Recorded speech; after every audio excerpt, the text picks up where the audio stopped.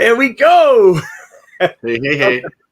Well, welcome. We are here live. I'm Coach Les, and I am with Mr. John Yarwood of Yarwood's Martial Arts.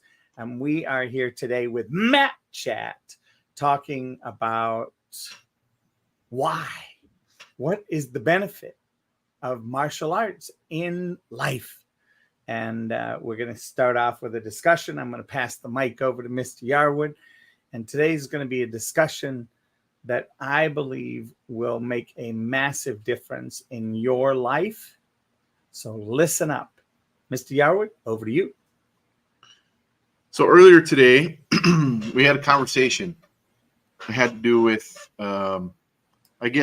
community service to others, how we give, and the reasons why we give. And I think it's an important thing to talk about because what we do at our school is it's the core of everything that we do.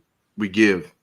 Sure, there's always going to be, when we're running a business, there's always going to be money involved, money exchange involved for services. But that's kind of like the bare minimum of things. We really push what community service is and being able to give to others. And what we tell the parents is that we're teaching the kids to give to others without the expectation of anything in return. And what we found is that kids are starting to not just do it because they're supposed to, because it's one of their stripes that they have to earn, but we have a lot of students who are actually like seeking out ways that they can give, whether it's to their neighbors or to, they go to Feed My Starving Children, or they go to an elderly folks home to help, they sit and play cards with them or read to them or whatever. It's become like part of what they do. And we found that it really, when kids understand the giving aspect of what they do in their life, it becomes a bigger part of them, and they want to do more of it. And it helps them with everything else that they do because they start to see things a little bit differently. I think their eyes are open to the fact that there's a lot more out there. There's a lot of things that they have that maybe other people don't, that they can be grateful for, and it teaches them that humility, that, being grateful for what you have is a huge part of your life. Because if you stop being grateful for the things that you have in life, you become selfish, you become wanting more, things become material versus the feeling that you have more to give other people. So it kind of changes their mentality and how they look at things. We have, several students who've done projects that are, like, one in particular is a push-up challenge that we just completed, that one of our black belt students created to not only do push-ups and become healthier, but to raise money for the foundation that we have that provides scholarships for students in our community that are maybe a little less financially well off and aren't able to afford our school. So we have scholarships in place where, if they go through the process of doing the application and they make it so that they can get the scholarships, and then it pays for a whole year of training for them. And it's like a burden off of their back that they don't have to cover the cost of the training that they want their kids to have. So being able to provide those types of services is something that's become pretty central to what we do. Yeah, and I think one of the key things that people are left with in the experience of raising money for that is they see the value of the dollar and what it takes to raise it, right? Because it takes work. Sometimes you can't just say, well, I want to raise $1,000, and the $1,000 shows up. Right. You actually have to go and earn it.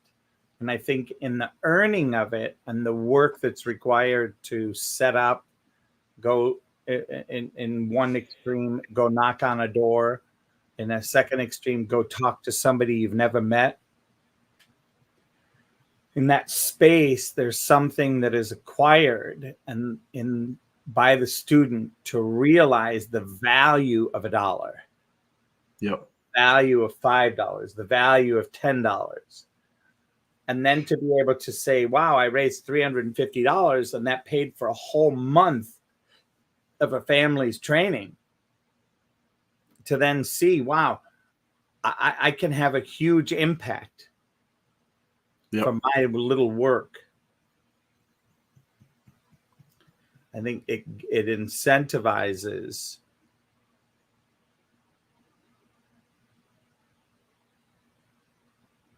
to the point of creating a realistic goal, a realistic possibility for a level that says, hey, we reached this and I made a difference, and one whole family I can look at and go, they're here because of the money I raised. Yep. And not that we want people jumping from, ooh, I'm not this, but now I'm this. And look at me, how great I am because I gave somebody this much money and did X with it. It's not about that either. So there's a really fine line. And I'm just so grateful that we can have this discussion today to look at some of the pitfalls of contributing. Yeah, I mean, it's when we put it in perspective of what the work and the money that they raise actually does, where it goes, I think that's where it really kind of makes the impact for the student who's doing the donating, doing the raising of the funds. Because if they just know that it's a dollar amount and they say, yeah, I raised $350, right? But they don't really, where they're excited about it, they're excited that they can do it, but then they don't really see where it goes or know what it's for. When you put it to them in that perspective that, hey, that money that you raised literally paid for a month of training for a family that they otherwise wouldn't have had. And when they hear that, you can just kind of see that pride of, oh, wow, that's really cool that I could help somebody like that. And I think that triggers in them something that they want to do more. Like, oh, all I have to do is raise. Now it's all I have to do is raise $350 and I can pay for a family for another month. That incentivizes them to want to do that because they get to see the impact directly that they make because they know the family that's there training that they help to be able to be in the school. And it's really, I think that opens their eyes to what else can I do? Not just within our school, but where else can I help? What else can I do to help people? Can I help people at my school? Maybe kids who are struggling a little bit, like maybe physically that need a little help between classes, or maybe a kid struggling in math and needs a tutor. And I know I'm really good at the thing that they're struggling with, right? So I take a little bit of time to go help them out. Or it's at home where you have an elderly neighbor or a neighbor who's in a wheelchair or they broke a leg and they need help taking out the trash, right? Those things that they can see that impact directly, they start to look for those things now and find a way that they can help that. And it's not about them anymore. It's about what they can do for somebody else and the feeling that they get from it. Cause you can't create that feeling without, just out of the blue. It's something that you have to experience and for yourself. And when you see, the look on somebody's face that knows that they get to come and train with us for a month because, they normally wouldn't be able to because they don't have the money, that's priceless. So it's awesome to be able to provide the way for them to do those things and to help them grow in that community service piece of their life. Well, you mentioned earlier this morning, and I'd love for you to recreate that story, the one where they've been waiting to meet you for weeks. Oh, yeah. So our foundation, while mostly focused on our students in our school, we have other schools that we've sent scholarships to provide for families that are at those schools. And we have one school they had just recently had an anniversary party, and so I went down there to kind of celebrate with them. And while I was there, I was introduced to a mom and daughter who are benefactors of the scholarship that we provided for the school. And I only knew the names because I do the funding of the scholarship, so I knew their names. But the mother and daughter were introduced to me by the school owner, and they said that they were really excited that they were able to get this money and that they've been waiting to meet me because they wanted to say thank you to me in person for being able to provide the scholarship. And I kind of had a two different feelings on the situation. First, I was happy to be able to be I can't say I was the provider of the funds because I didn't do it. Our foundation did. So I was kind of like, well, I didn't really give you the money.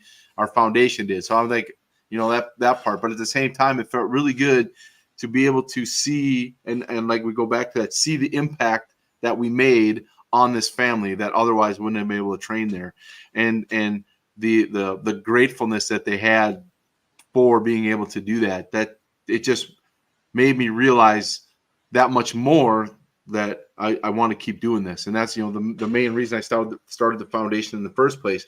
But to, like I said, to see that impact directly and experience it directly just motivates me that much more to want to keep doing it, because it feels good, right? That knowledge that I can, just by my little piece, by raising some money for some people, that I can impact their lives so much.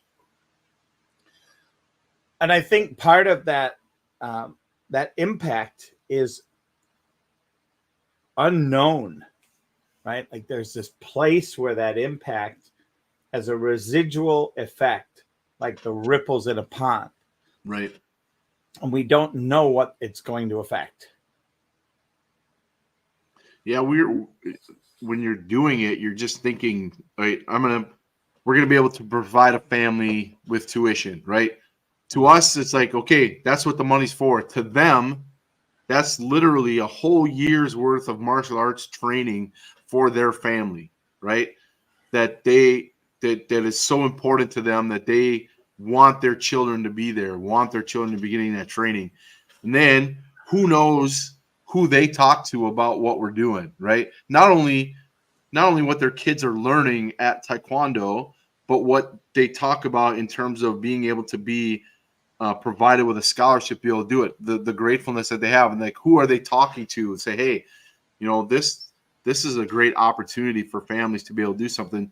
One of the moms of the family that got a scholarship, she's told me she's been talking to the company that she works for about seeing if they can set up a way to be able to utilize our foundation as one of their benefactors of their grants and whatnot that they have. So she's in the process of talking to them about seeing what we can do to grow the foundation in terms of them helping us, providing grants, even being like a primary charity for their company for people to give, because all their employees, as part of their employment, give to a charity that they like. So we would be on that list of charities that they could donate to. So that's something that one of the families, who's actually a benefactor of the scholarship, that mom wants to give forward for what we did for them. And I think you hit another nail on the head, and that is the whole giver's gain from Dr. Meisner. There's something magical. It's not written anywhere. Some people would say, well, I don't experience that. I haven't experienced that. When you give, and you give of yourself, it will come back tenfold. Yep. How is that possible? What's the name of the game? It's possible for the simple fact that at the level of integrity that you continue to build these structures at is the level to which they will be responded to, and someone will come and buy something. Mm-hmm. Yeah, and that's like we said, we don't know how it's going to affect other people. The ripple.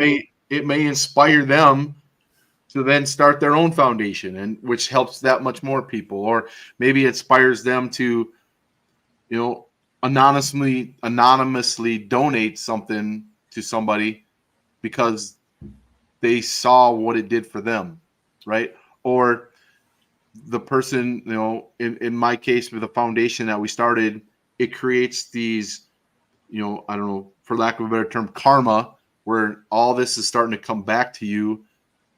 But it might not be immediate, right? You're not like, oh, I'm going to do this and hopefully I get something back from it. Well, if that's the reason that you're doing it, then you're not going to get out of it what you think you're going to, right? If you're looking at it from that standpoint, a monetary gain or some kind of gain from it, you're not. That's not giving. That's expecting. That's a big difference, right? It's a trade of service. Yeah. Yeah. We don't give these scholarships to needy students because we want them to give us back something, right? We want to give because we want them to have something of value that they right now can't afford. Maybe somewhere down the road, that's going to impact them enough that they want to help somebody else, or they come back to us and want to do something for us. But if you're looking at it from the standpoint of, if I give $5 and I get back 15, that's going to be awesome. Well, that's not how it works. Mm-hmm. So that thought process is going to actually make, I think that goes the other way. People are going to recognize that and say, they're going to recognize that you're not giving of yourself because, right, you're giving for yourself. And that's a big difference. It is. And I think that's the crux of anything that's part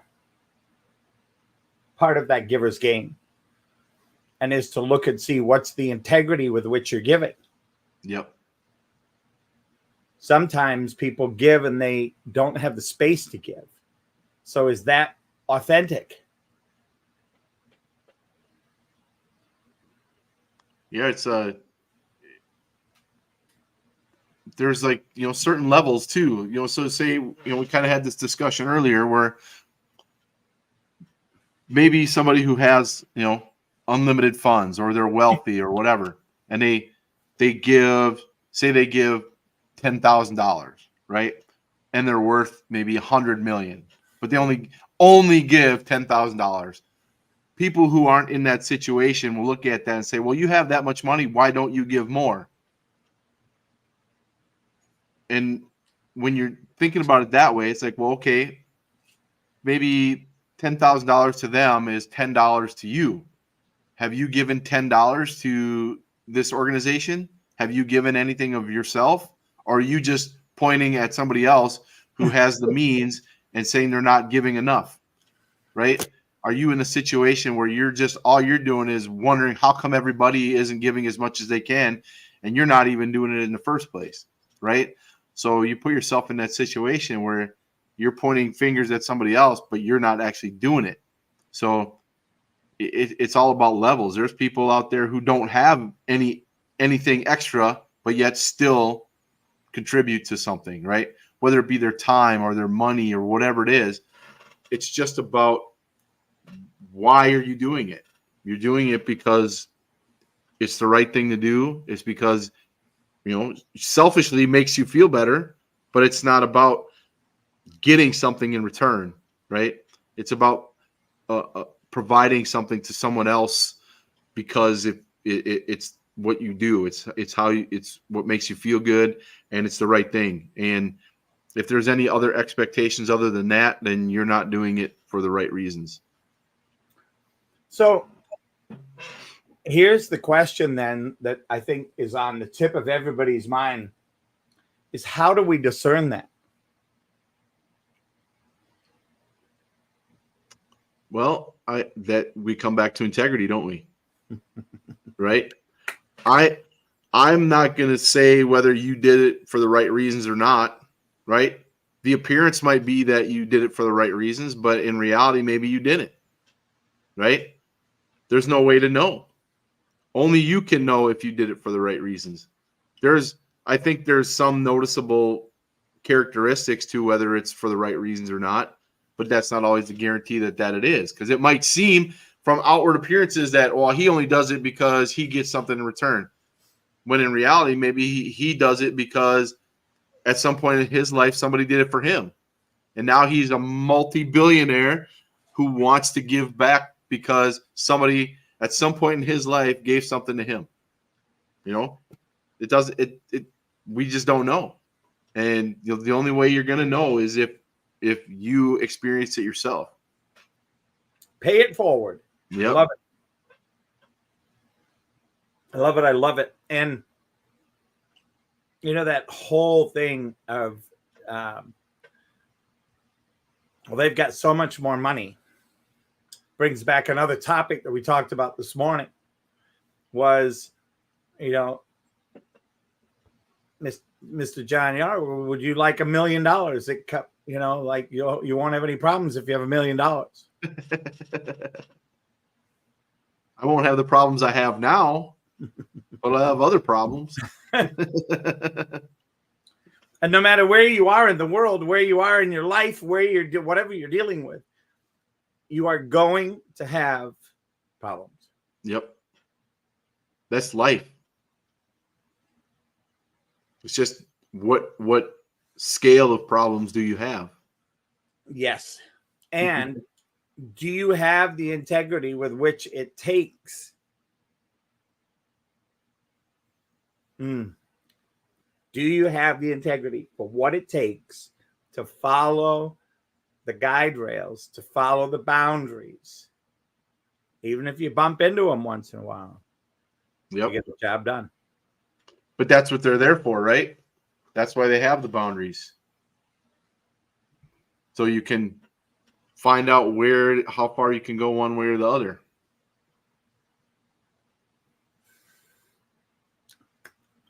Beautiful. So what could somebody do? Where can they go? I'm going to type it into a banner, and then I'll put it in the comments. How does one find out about the YMA Legacy Foundation? Yep. We have a website. It's the YMALegacyFoundation.org. So it's just YMALegacyFoundation.org. And there's all kinds of options. The information is on there about what we do, who we service, ways to donate, all types of different stuff on there. There is on our actual website, yardsmartialarts.com, if you are interested in being a student at our school but aren't maybe sure you can afford the tuition, there's a scholarship application on there where you can apply for a scholarship. You have to be an active student within our school to be able to get the money, the scholarship. But there's opportunities for families and for individuals to be able to get what we call black belt scholarships for their training. So you said YMALegacy.org, right? YMALegacyFoundation.org.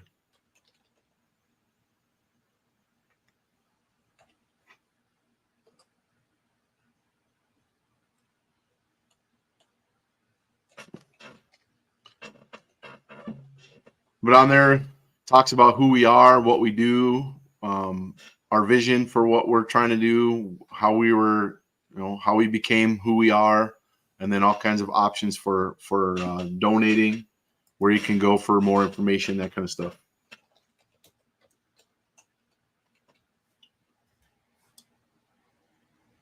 All right. Boom. There we go.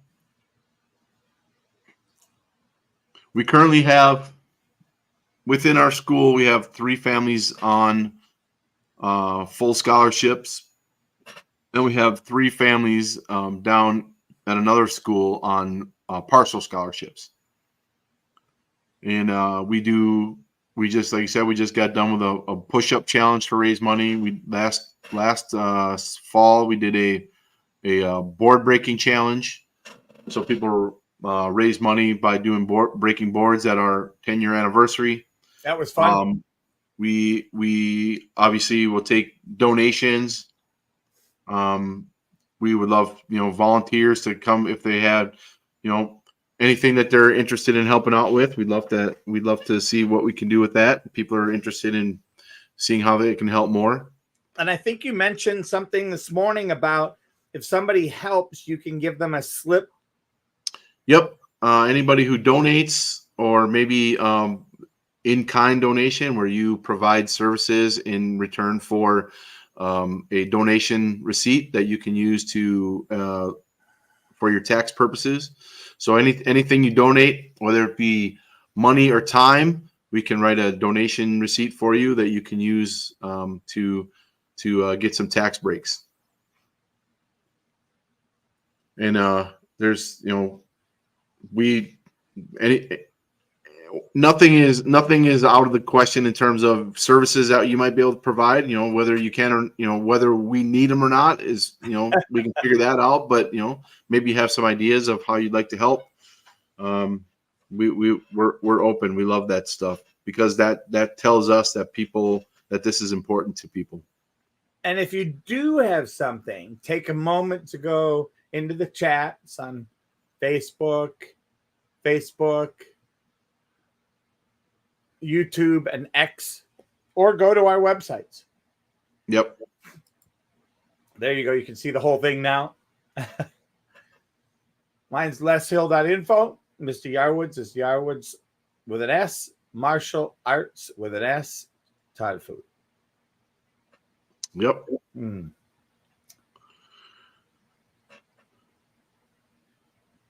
All right. The next thing for me is bragging about your position in life.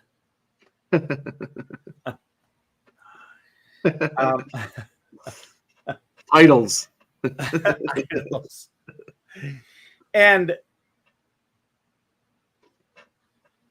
I know in your time you've had hundreds of them, right, Mr. Yarwood? Maybe thousands. Yeah. And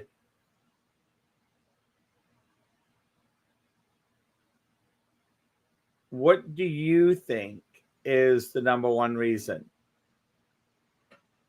that people create titles or brag about their stuff? In my experience, I say the number one reason, I think people are looking for clout. Maybe they're maybe self-conscious, have some issues personally, and I'm not good enough.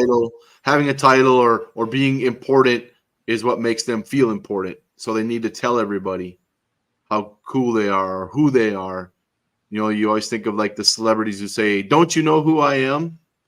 That type of thing. It's more of a they're looking to get something from somebody based on a status versus being a good person. Yep.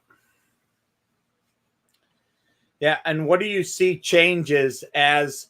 So this is a good one, right? So let's say they come in as a white belt or maybe even as a yellow belt from another organization. What do you think is the biggest transformation that somebody's going to have? Coming from a different organization, you mean? Mm-hmm. Well, for me, like I always look at it from the standpoint, it's like, I don't care where you trained before, what your school was about.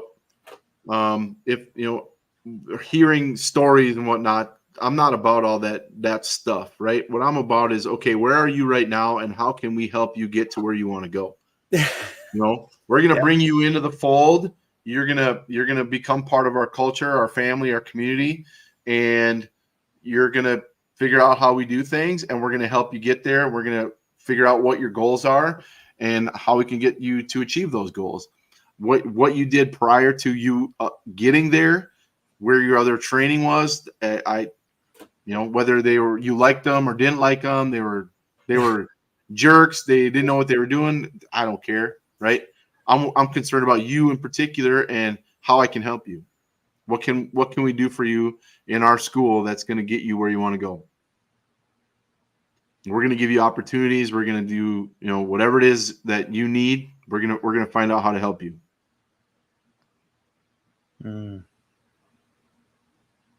I've heard plenty of stories from other schools and what they do or don't do, how they act or don't act. And to me, it doesn't really matter.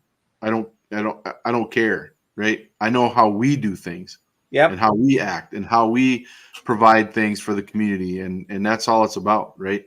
I'm not going to look down on anybody else for doing it their way. Just like I hope they don't look down on me for doing it how I do it. Right. We all have things that we like and don't like and do and don't do. And it really doesn't affect me. And I think for those of you that like reading, there's a book out there, and I was hoping I could maybe find it quick. Come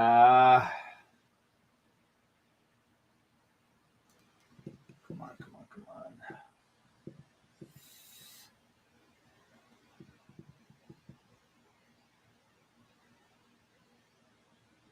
What's it called? Oh my goodness. Can't remember. I'm trying to. I can see the picture of the cover, but I can't see the name. Anyway, one of the things that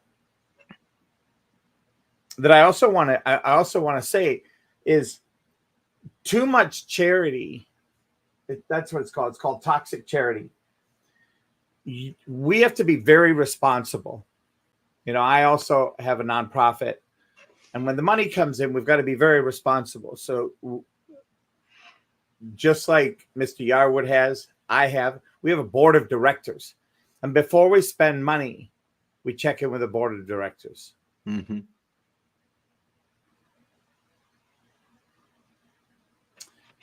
And part of that comes from, it's very easy when you start having money and money to flash around or money to use. It's very easy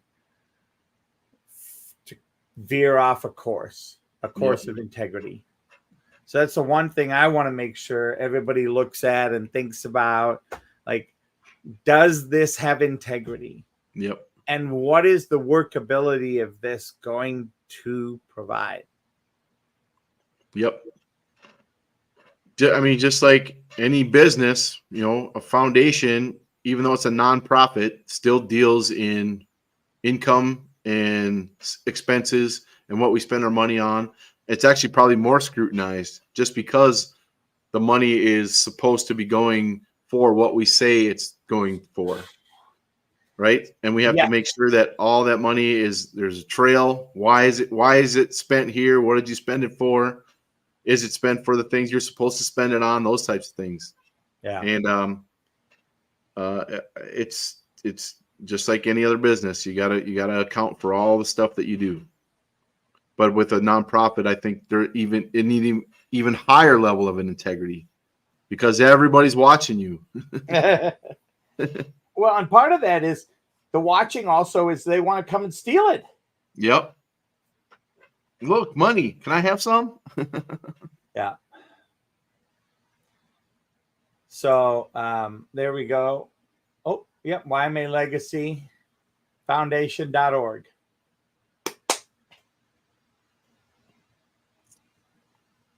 Yep. We take donations of all kinds, big and small. Yeah. And the one thing, I know is, take all kinds of donations. The only thing we don't take is an IOU. Yep. So that's really great. Yeah, that's awesome. Let's see what else is in. There was one. Oh, I found the 1984 was the book. Oh. I think that's George Orwell, right? Yep. Yep. So And why I brought that up was we're all different. And I think when we can find our own purpose and find our own way to give and find our own thing, the one thing we want to remember is when all boats rise together, life becomes new and exciting. Mm-hmm.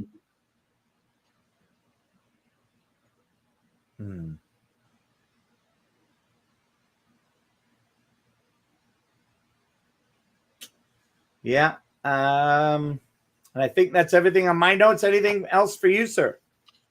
No, I just think it's important to remember, why are you giving, whether it be your money or your time or your items.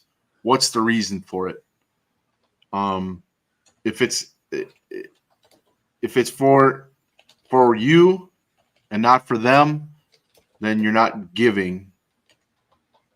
If you're doing it because it's the right thing, it feels good, and it helps somebody else, well, then I think you're doing it the right way.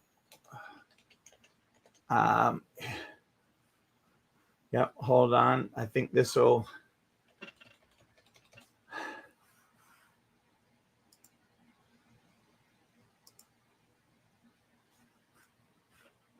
Oh yeah. I found my Post-it. Yeah. So why are you giving? What's the reason? Is it selfless or is it self-serving? Yep. And we want to be responsible for that. You know, that's where and you know, coming from, you know, I'm faith-based. Coming from that faith-based,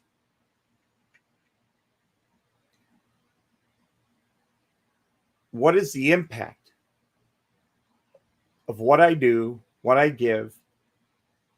Because like I said, and I found the book, the second one that I was talking about, so that you could see Toxic Charity. Mm-hmm. Right. And so this is another thing for us, and it's by Robert D. Lupton. But this is another thing that you have to be careful of, right? You've got to be careful that what you're giving doesn't create the next issue. Yep. Right. I lived in North Minneapolis for a while, and I remember hearing from one of my neighbors, their daughter coming home and all excited. She was going to get, she says, 9 months, I'm getting a raise. And I happened to be there just standing talking to grandma, and grandma looks and goes, why in 9 months? And she said, I'm pregnant. We're going to get more money from the government. And I was flabbergasted. Yeah. I didn't know how to respond to that. So here's integrity, ladies and gentlemen. Does that have workability? Is it long term? Is it viable? What is the impact? Yep. 1, what is the impact? 2, what's your why? What's the reason? What is it you're out to solve? Yep. Right? If you think you're trying to help somebody, are you helping them, or are you helping them to get stuck or unstuck? So awesome. Mr. Yarwood, thank you. Yes, sir. And with that, I'm going to go ahead and throw up our little see you later. Bye.